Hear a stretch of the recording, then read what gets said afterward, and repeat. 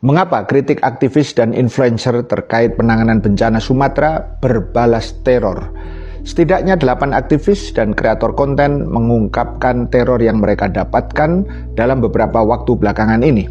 Mereka adalah Iqbal Damanik, Raymond Doni Adam atau DJ Doni, Sherly Anavita, Ciki Fauzi, Firdian Aurelio, Yama Carlos, dan akun Piteng Oposit. Dan paling akhir adalah Profesor UGM Zainal Arifin Mokhtar.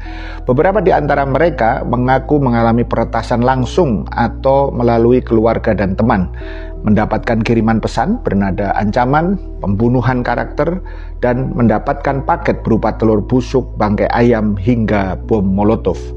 Apa yang sesungguhnya terjadi? Pertama, organisasi sipil menyebut fenomena ini menggambarkan tren anti kritik semakin meluas dan berbahaya. Salah satu kreator konten dengan nama pengguna DJ Doni memutuskan untuk lapor polisi setelah rumahnya dilempar bom molotov oleh 2 orang tidak dikenal. Dia berharap pelaku teror bisa diungkap agar pikiran publik yang menyimak kasusnya tidak liar kemana-mana. Organisasi sipil SafeNet melihat pola dalam aksi teror terhadap sejumlah orang kali ini, yaitu mereka diserang setelah banyak atau aktif menyuarakan soal penanganan bencana yang terjadi di Sumatera. SafeNet melaporkan peningkatan 2 kali lipat pelanggaran kebebasan berekspresi dan keamanan digital dalam 1 tahun terakhir, di mana sebagian besar targetnya adalah aktivis. Kedua, Yayasan Lembaga Bantuan Hukum Indonesia YLBHI mengecam upaya-upaya ancaman dan teror yang terjadi pada kreator konten dan aktivis, menyebut teror sebagai cara-cara biadab. Sepanjang tahun 2025, sejumlah kelompok dan individu mendapatkan teror setelah mengkritik penguasa. Salah satunya yang mendapat banyak sorotan, yaitu kasus teror kepala babi terhadap kantor redaksi Tempo yang sampai sekarang tidak pernah terungkap pelakunya. Ketiga, Direktur SafeNet Nenden Sekar Arum mengatakan kejadian ini mengindikasikan ada pihak-pihak yang tidak nyaman dengan konten-konten maupun pernyataan-pernyataan yang disampaikan oleh target teror.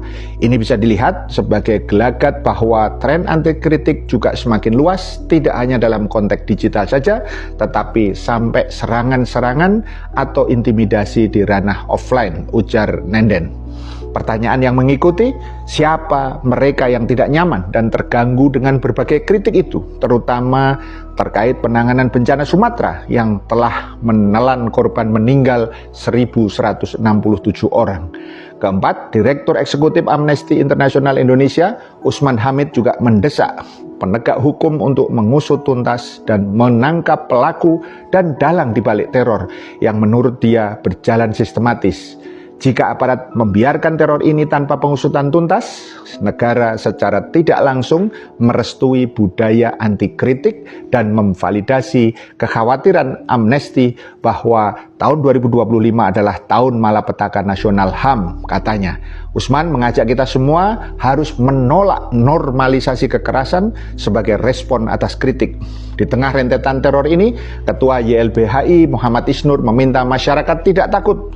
Masyarakat luas termasuk media, kata Isnur, harus saling menjaga, saling membantu, dan saling memberikan solidaritas dan memberikan jaminan perlindungan kepada semuanya. Islam mengajarkan kepada umatnya dan masyarakat untuk berani melakukan kritik atau yang lebih dikenal dengan amar ma'ruf nahi munkar. Bahkan Islam menempatkan kritik kepada penguasa yang zalim adalah seutama-utamanya jihad fisabilillah, menempatkan pelakunya sejajar dengan sahabat Nabi SAW yang dijuluki sebagai singa Allah, Asadullah, dan singa Rasul, Asadur Rasul, yaitu Hamzah bin Abdul Muttalib radhiyallahu an yang syahid di medan perang Uhud. Secara empirik, ketika masa Khalifah Umar bin Khattab radhiyallahu an ada kebijakan beliau terkait pembatasan nilai mahar.